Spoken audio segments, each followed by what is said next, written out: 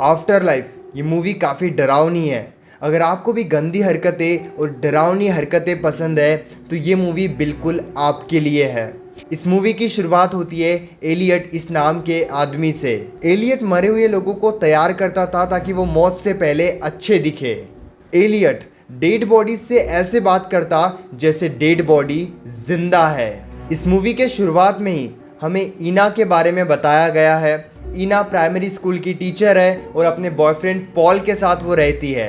Elliott, एना और Paul इन तीनों की लाइफ एक दूसरे से जुड़ी हुई है, जो मूवी के एंड तक आपको धीरे धीरे समझ में आ जाएगा कि कैसे उनकी लाइफ एक दूसरे से जुड़ी हुई है। अब आगे हमें ये देखने को मिलता है कि एना और पॉल के बीच में बिल्कुल भी हैप्पीनेस नहीं है। वो सेक्सुअल रिलेशनशिप को बिल्कुल भी इंजॉय नहीं करते हैं। इस वजह से पॉल काफ़ी ज़्यादा परेशान हो जाता है। एना प्राइमरी स्कूल की टीचर होती है। उसी स्कूल में एक छोटा सा बच्चा होता है जिससे एना काफ़ी ज़्यादा लगाव में रहती है। उस लड़के का नाम होता है जैक। एक दिन स्कूल एंड होने के बाद एना एक मेडिकल जाती है और वहाँ से मेडिसिन लेती है। इतना होने के बाद वो अपने पियानो टीचर के फ्यूनल में जाती है। दूसरी ओर एना का बॉयफ्रेंड पॉल आज शाम को एना को शादी के लिए प्रपोज करने वाला था, इसीलिए वो एक रेस्टोरेंट में एक पार्टी अरेंज करता है और एना का वेट करता है। शाम को एना वहाँ पर जाती है। पॉल एना को शादी के लिए प्रपोज करता है, लेकिन बातों ही बातों में उन दोनों के बीच में काफ़ी लड़ाई हो जाती है। पॉल अपने प्यार का इजहार करता है, लेकिन धीरे धीरे वहाँ पे फाइट्स होने की वजह से एना गुस्से से वहाँ से चले जाती है। बाहर अंधेरा होने के बावजूद, हवा तूफान होने के बावजूद भी एना वहाँ से अपनी गाड़ी निकाल कर निकल जाती है। पॉल उन्हें रोकने की काफ़ी कोशिश करता है, लेकिन वो नहीं रुकती है। कुछ देर बाद एना का बीच रास्ते में ही एक्सीडेंट हो जाता है। अब एलियट के पास एक नई बॉडी आई होती है मरने से पहले, ताकि वो उस बॉडी का फ्यूनल तैयार कर सके, लेकिन ये बॉडी किसी और की नहीं होती है, ये बॉडी एना की ही होती है। अब एलियट एक कैंची से एना के कपड़े काटता है, लेकिन जैसे वो कपड़ों को काटता है वो देखता है एना ने अंदर एक बहुत ही खूबसूरत ड्रेस पहनी है। लेकिन कुछ ही देर में एना की आंखें खुल जाती है, एना सांस लेने लगती है। एना को कुछ समझ नहीं आता है कि वो कहाँ पे होती है। एना एलियट से पूछती है कि मैं कहाँ पर हूँ। एलियट कहता है कि 8 घंटे पहले तुम्हारा एक्सीडेंट हो चुका था और उसमें तुम्हारी मौत हो गई थी। लेकिन इन सभी बातों पे एना को बिल्कुल यकीन नहीं हो रहा था। लेकिन एलियट एना को उसका डेथ सर्टिफिकेट बताता है और ये बताता है कि 2 दिनों के बाद तुम्हारा फ्यूनल है और 2 दिनों तक तुम्हारी आत्मा तुम्हारे बॉडी में ही रहेगी। जब तुम्हें दफना दिया जाएगा तब तुम्हारी आत्मा तुम्हारी बॉडी से निकल जाएगी।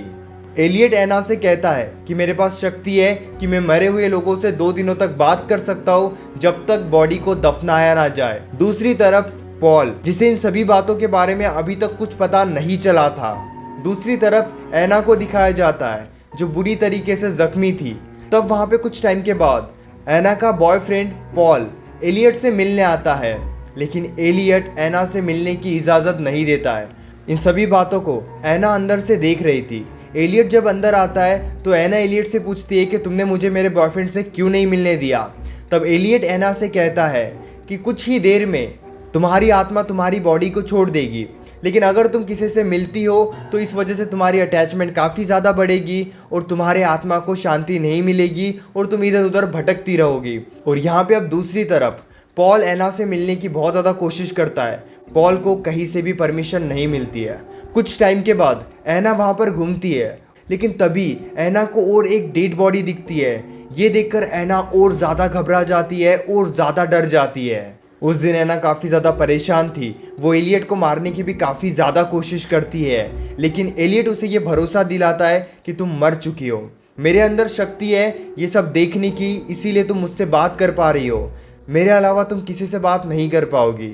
ये सब सुनकर वो और ज़्यादा परेशान हो जाती है, चीज़ें तोड़ फोड़ करती है और काफ़ी ज़्यादा दुखी भी हो जाती है। दूसरे दिन की शुरुआत इस तरीके से होती है कि पॉल एना को काफ़ी ज़्यादा मिस कर रहा होता है, उसे उसकी काफ़ी ज़्यादा याद आती है। इस तरफ एना का भी बिल्कुल मन नहीं लग रहा होता है और उसे अभी भी नहीं समझ में आ रहा था वो जिंदा है या सच में मर चुकी है। एना किसी तरीके से एलियट के फ़ोन तक पहुंच जाती है और वहाँ से सीधा अपने बॉयफ्रेंड पॉल को वो कॉल करती है और उसे ये बताती है कि वो अभी भी जिंदा है।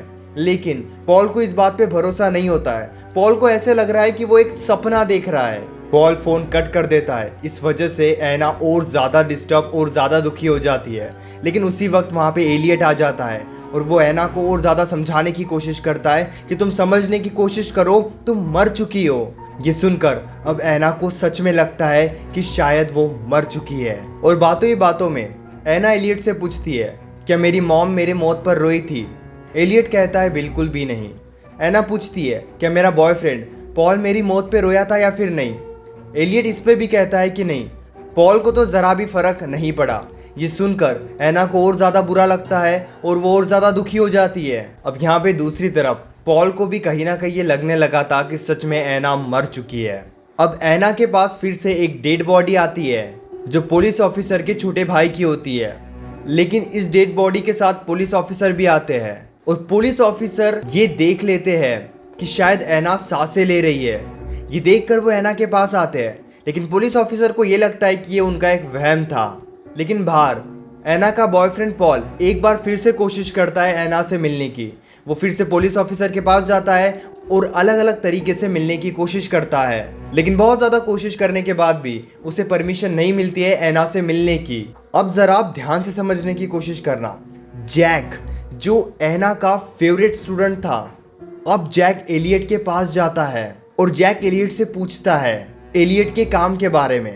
तब एलियट जैक को ये जवाब देता है कि मैं मरे हुए लोगों को फ्यूनल के लिए तैयार करता हूँ, उन लोगों को जो अंदर से मर चुके हैं, जो हमेशा डिप्रेस्ड और नाराज़ ही रहते हैं। उनके वजह से समाज में भी निगेटिविटी फैलती है और समाज में भी दुख दर्द फैलता है, इसीलिए ऐसे लोगों को मैं मार देता हूँ। जैक भी अब इन बातों को समझ जाता है।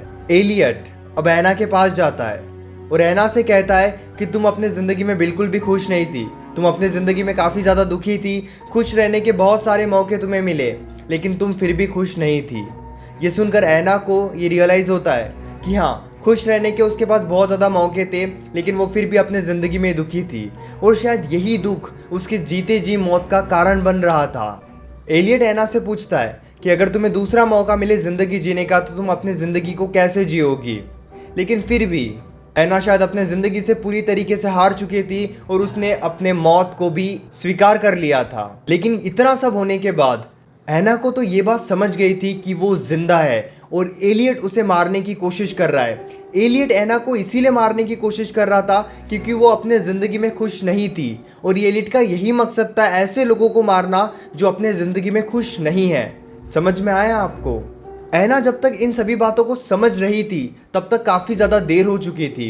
एलियट ऐना को एक इंजेक्शन देकर बेहोश कर देता है और ऐना का फ्यूनल ख़त्म हो जाता है। दूसरी तरफ पॉल ऐना की मौत के बाद बिल्कुल भी मूव ऑन नहीं कर पा रहा था। उसकी ज़िंदगी में भी अब दुख ही आ गया था। जब पॉल एलियट से मिलता है तो एलियट पॉल से कहता है कि ऐना जिंदा है, जाओ जाकर तुम दफनाई हुई बॉडी को बाहर निकाल लो। लेकिन एलियट बीच रास्ते में ही पॉल को कार एक्सीडेंट की वजह से मार देता है, क्योंकि पॉल अपने ज़िंदगी में खुश नहीं था। ऐना के मौत के बाद वो काफ़ी ज़्यादा दुखी हो गया था और एलियट दुखी लोगों को ही मार रहा था। एलियट नहीं चाहता था कि दुखी लोग जो अपने ज़िंदगी में खुश नहीं है, ऐसे लोग ज़िंदगी को जिए। और अब पॉल के साथ भी बिल्कुल वही हाल होता है जो ऐना के साथ हुआ था। तो यहाँ पर एलियट का सीधा सा मतलब था उन लोगों को मौत के लिए वो तैयार करता जो अपने ज़िंदगी में बिल्कुल भी खुश नहीं है। और इसी तरीके से एलियट ऐना को भी मार देता और पॉल को भी मार देता है। ये मूवी आपको कैसे लगी मुझे कमेंट करके ज़रूर बताना।